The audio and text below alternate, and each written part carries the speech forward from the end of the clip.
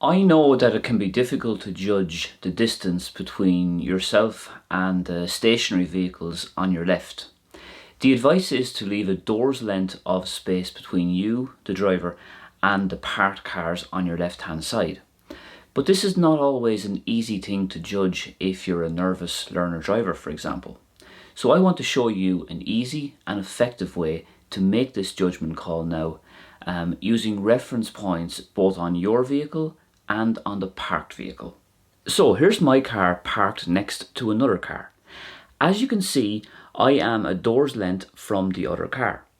Now this is what I see from inside. This is my driver's POV inside the car. POV is point of view. My door panel runs a few inches below the other car's external handle, as you can see. So whenever I give a quick glance to the left as I'm overtaking, and that's only if it's safe, because you don't want to take your eyes off the road for too long.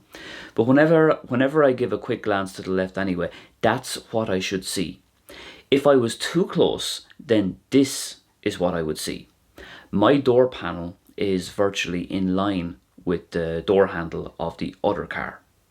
Now, if I was a little further back and I was about to overtake a parked car, but still a door's length, still a good distance, this would be my reference point here then. The left tip of my wiper is again a few inches below the door handle of the parked car. And if I'm not a door length as I'm about to overtake the stationary vehicle, then the wiper is more or less level with the door handle. These are the reference points based on my Opel Corsa, and they will vary depending on the car you're driving and the vehicle you're overtaking. You need to work out your own reference points in a safe, quiet area, and then you will be able to improve your own spatial awareness. So I hope this video gives you a better understanding of clearance when overtaking parked vehicles.